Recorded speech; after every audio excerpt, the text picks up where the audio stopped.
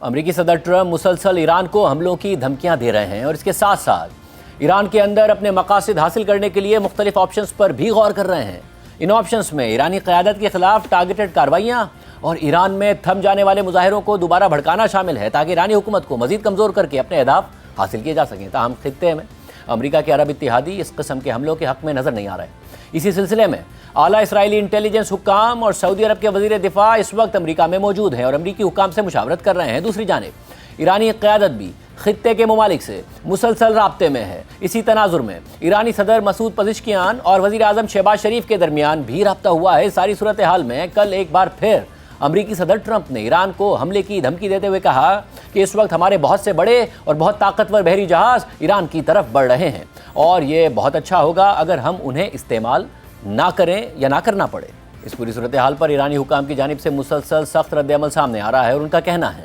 کہ کسی بھی ممکنہ حملے کی صورت میں ایرانی فورسز پہلے سے کہیں زیادہ تیار ہیں اور بھرپور جواب دینے کی صلاحیت رکھتی ہیں۔ اس سے پہلے بدھ کو امریکی کانگریس کے اراکین کو بریفنگ دیتے ہوئے امریکی وزیر خارجہ مارکو روبیو نے کہا تھا کہ ایرانی رجیم غالباً اپنی تاریخ کی سب سے کمزور حالت میں ہے۔ ایران میں احتجاج وقتی طور پر کمزور ضرور ہوا ہے لیکن مستقبل میں یہ دوبارہ بھڑک اٹھے گا۔ مارکو روبیو نے یہ بھی کہا کہ 30 سے 40 ہزار امریکی فوجی خطے میں تعینات ہیں جو ایران کے ہزاروں یک طرفہ ڈرونز اور شارٹ رینج بیلسٹک میزائلز کی زد میں آتے ہیں جو ہمارے فوجیوں کے لیے خطرہ ہیں۔ اس لیے ہمیں کم از کم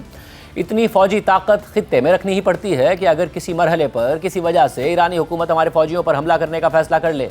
تو ہم اس امکان کے خلاف اپنا دفاع کر سکیں۔ امریکی سیکرٹری خارجہ مارکو روبیو اپنے پلانز بتا رہے ہیں۔ ساری صورتحال میں ایران کی جانب سے بھی مسلسل سخت رد عمل سامنے آ رہا ہے اور ایرانی حکام کسی بھی امریکی ایڈونچر پر ماضی سے زیادہ سخت جواب دینے کی دھمکیاں دے رہے ہیں۔ اس حوالے سے ایرانی وزیر خارجہ عباس عراقچی نے ایکس پر پوسٹ کرتے ہوئے لکھا کہ ہماری بہادر مسلح افواج مکمل طور پر تیار ہیں اور ہماری عزیز سرزمین، فضاؤں اور سمندر میں کسی بھی قسم کی جارحیت کا فوری اور طاقتور جواب دینے کے لیے ہماری افواج کی انگلیاں ٹریگر پر ہیں۔ 12 روزہ جنگ سے ہم نے یہ سیکھا ہے کہ ہم اب پہلے سے کہیں زیادہ مضبوط، تیز اور بہتر انداز میں رد عمل دے سکتے ہیں، مگر ساتھ ہی ایران نے ہمیشہ باہمی فائدے پر مبنی، منصفانہ اور مساوی جوہری معاہدے کا خیر مقدم کیا ہے۔ برابری کی بنیاد پر اور دباؤ، دھمکیوں اور جبر سے پاک معاہدہ جو ایران کے پرامن جوہری ٹیکنالوجی کے حق کو یقینی بنائے اور جوہری ہتھیاروں کے مکمل خاتمے کی ضمانت دے، ایسے ہتھیار ہماری سیکیورٹی کیلکولیشنز میں شامل نہیں ہیں اور ہم نے کبھی انہیں حاصل کرنے کی کوشش بھی نہیں کی۔